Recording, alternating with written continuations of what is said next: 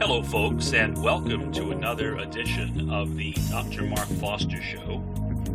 Today, I wanted to address the subject of colonialism, especially as colonialism relates to the subject of proselytizing. Proselytizing, which is really another word for conversion, or attempting to convert someone from one religion to another. My approach is inspired by a couple of different things, primarily my understandings as a member of the Bahá'í Faith, but also my views as a critical realist, meaning the approach to philosophy and sociology, which was developed by the late British philosopher Roy Bhaskar. The concept of colonialism has a very long and really unfortunate history. Basic idea is that one country or one society attempts to dominate or conquer another society. One term that is sometimes used for that is hegemony. Hegemony, which means extreme dominance, unfair dominance or oppression of another population.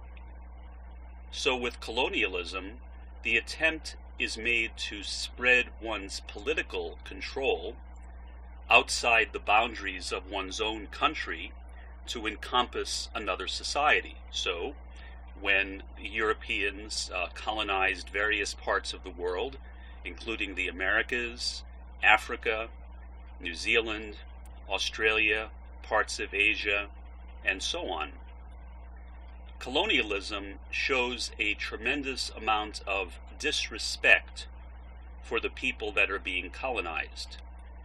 Rather than respecting their honor and acknowledging that they have something to contribute to the world, the view is that one's own society is superior, and as a member of a superior society, one has a right to dominate and conquer another society. Perhaps a fitting example of this goes back to slave times in the United States, when fairly commonly black slaves were referred to as the white man's burden. The basic idea being that blacks in Africa, prior to being enslaved and brought to the Americas, were living as barbarians or cannibals, even in some cases people believed, and that by bringing them to the United States and other parts of the Americas, the Europeans were in effect liberating them or really doing them a favor. So slavery was really, from the perspective of the colonialist, not a bad thing at all. And many people, including many leaders of religion, very openly defended it and saw it as being even an honorable practice. And to be fair, not all slave owners treated their slaves that badly. But I think that is really a diversion from the main point, which is that as soon as one regards oneself as superior to another, that one has the right to dominate another's life and to conquer them and to enslave them, one has, just by doing that, shown tremendous disrespect for that person. So it is, I think, with proselytizing. The word proselytizing means conversion. Now, in principle, there's nothing wrong with conversion. In fact, in the Bahá'í texts, the term conversion is used. People who become Baha'is are sometimes referred to as converts.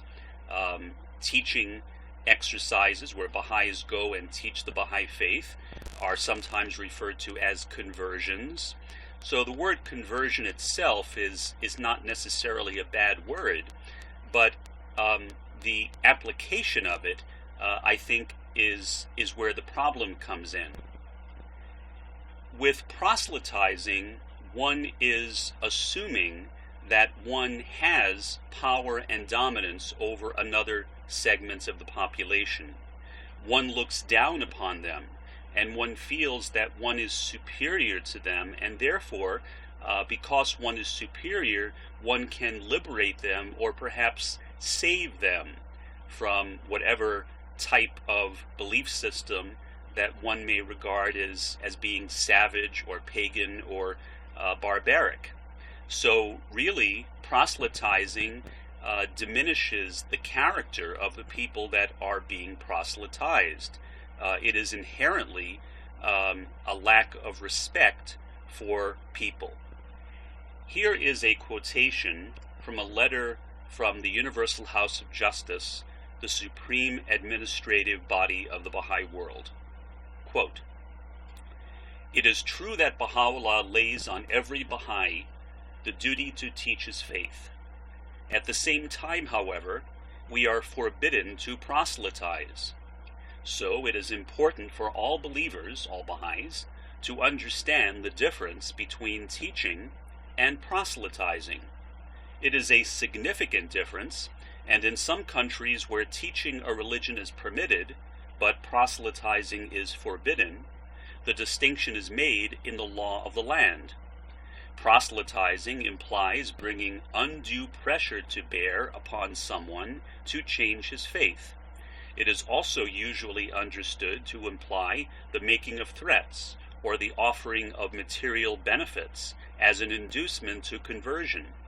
In some countries, mission schools or hospitals, for all the good they do, are regarded with suspicion and even aversion by the local authorities, because they are considered to be material inducements to conversion and hence instruments of proselytization."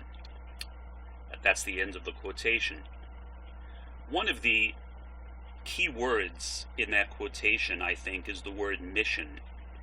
Mission, which is associated with people being missionaries. In the Bahá'í Faith, we don't have missionaries in the sense that missionary has generally been understood, especially in the Christian world.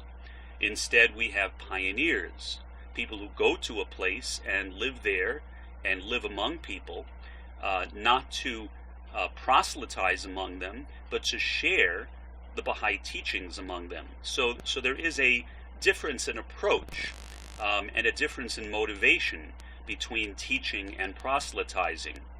In addition, I think that teaching implies that the person who is the teacher is acting as a servant to the person being taught.